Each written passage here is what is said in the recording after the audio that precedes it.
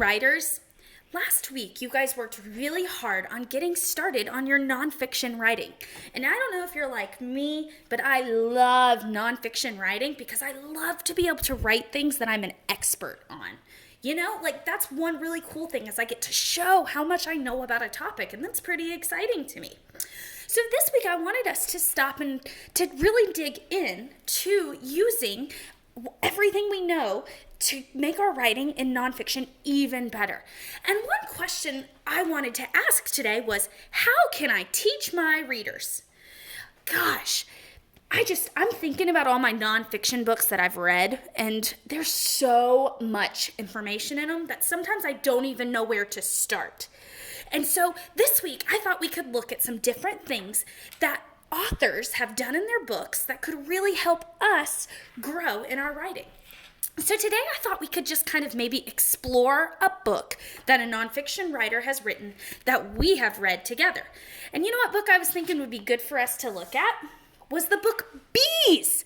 We've been reading this book with all of our stuff in Google Classroom, and so I thought this week we could look at this nonfiction book by Laura Marsh. And so let's look at a couple pages of this, and then we're going to stop and we're going to think about what we're noticing the author is doing, because, oh my goodness, nonfiction writers and authors of books that we love can be some of the best teachers when it comes to writing. So can you guys do this with me today?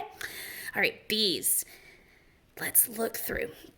Outside, the sun is shining, the flowers are blooming, and the trees are buzzing. When some people see bees, they run. Others might not notice the bees. But let's stop and take a closer look. Bees are helpful. Our world needs them. Very good. Let's keep going and see if we notice anything on this page about what this author did to make this book and to teach as much as she could. Helpful bees. Bees help both people and plants. Honeybees make honey and beeswax. People use these things in a lot of ways. Ooh, look at this picture. Beeswax is used to make candles and cleaning supplies. Oh my goodness, and honey is sweet and delicious. All kinds of bees help plants make seeds. Seeds can grow into new plants. Some of those plants give us fruit and vegetables. We can thank bees for strawberries, apples, almonds, tomatoes, and many other foods. Wow, let's stop there because I'm thinking that page in the book is going to teach us one really big thing today that we can do as writers. Can you maybe pause the video and think to yourself, maybe reread the page and think, what did Laura Marsh do that I could do in my writing? Pause the video and think about it. All right, so I bet you came up with a lot of ideas. This page has so many things that the author could do. But do you know what I noticed? Oh my goodness, I noticed that up here, Laura Marsh, she told us that honeybees make honey and beeswax and people use them in a lot of ways. Oh, but then what did she do here? She told us more. She told us how people can use beeswax. Wow, she could have just left it like this. But when she told us how to use the beeswax, did that teach us even more? I think so. So she taught us how. That's so cool. Now look over here. All kinds of bees help plants make seeds. Seeds can grow into new plants. Some of those plants give us fruit and vegetables, and we can thank bees for strawberries, apples, almonds, tomatoes, and other food. Whoa! Laura Marsh did the same thing here that she did here.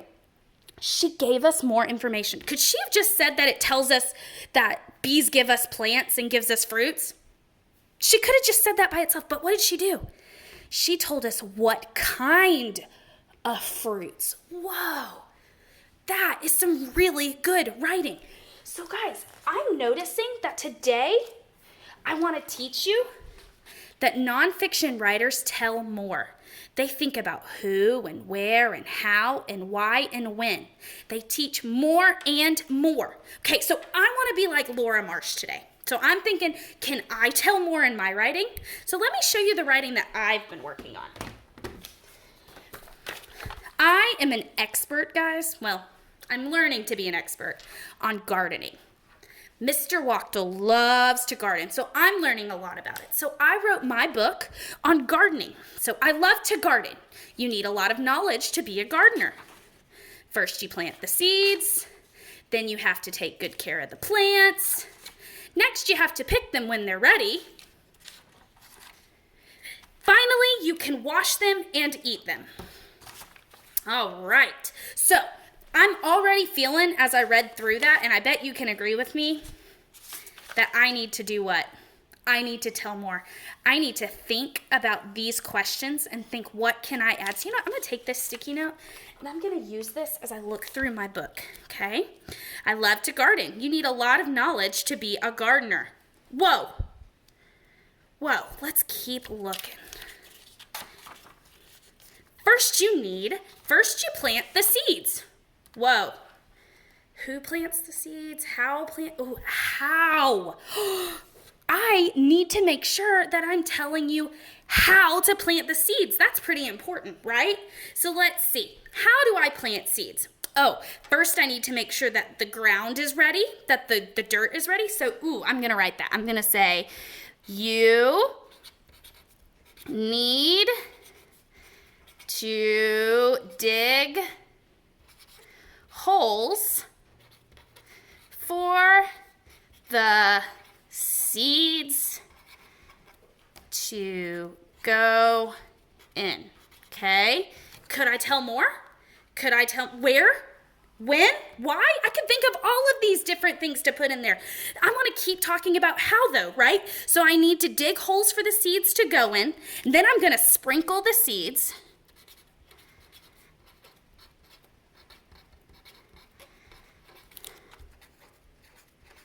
Then sprinkle seeds and cover them